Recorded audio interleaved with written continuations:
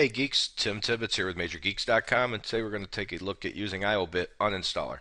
This is a great replacement for the add remove programs under Windows. It's one of those things that's sort of like the Windows disk defragmenter and some of the other utilities under Windows. They're there, they work, but not very well. In this case, the problem with it is when a program isn't uninstalled correctly, you leave behind registry entries, you leave behind files, and you leave behind folders. This leaves your computer over time to have a lot of extra garbage on it. It's going to slow you down. A lot of people I know just add stuff and add stuff and add stuff, and they never even look at it for years, if ever. I've been to computers where I've seen 50, 100, 200 programs installed. This is going to get it done for you. It's going to get it done for you quick and effective. I think you're going to dig this.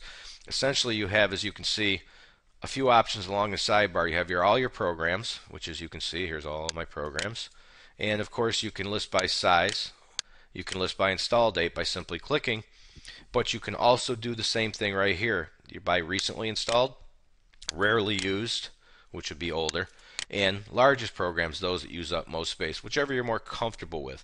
You have your toolbar options, which allow you to see any of your toolbars, remove any garbage you may have installed that you might not even know you have. And all you have to do is simply hit the uninstall button when something is highlighted, or double click it, and you can simply uninstall it that way.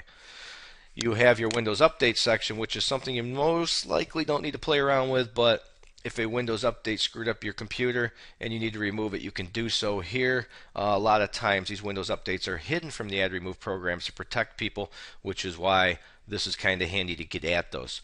And back up to the top under all programs, here's another thing. Let's say you haven't done your computer in a while.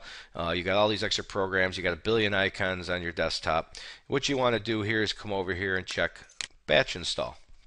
Essentially, this will allow you to come through, find every program, as many as you want. You can click, click, click, click, click, until you have everything you want to uninstall, and hit the uninstall button and remove them all in batch. Great way to get caught up and clean your machine. Let's uncheck batch install here and take a look at one other feature here, and that's the forced uninstall.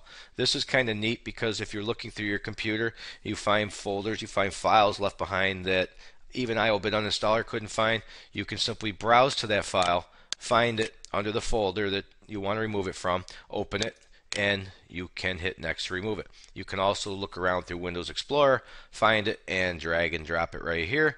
Hit next, do the same thing. That's a nice way if you find something that somehow got left behind. I think you'll dig that as just a backup. It's a little geeky, but I think it's a handy little option. So now the IObit Uninstaller is a portable application. This means that you can download it to your computer and run it from there. There is no install, uninstall to it. Download it, save it, run it whenever you want, remove it if you don't want it. So it's a good idea if you're downloading this to make sure you put it, maybe save it under desktop or somewhere where you know you can find it. I like desktop because it's a good spot where every once in a while you might be looking through your icons and spot and go, oh geez, maybe it's a good idea to go through and clean up my computer a little bit now. And that about covers it for the IObit Uninstaller. Did I mention it was free? It is absolutely free. Give it a shot. I think once you use it, you'll find you'll never go back to add remove programs again. Thanks for listening. We'll see you next time.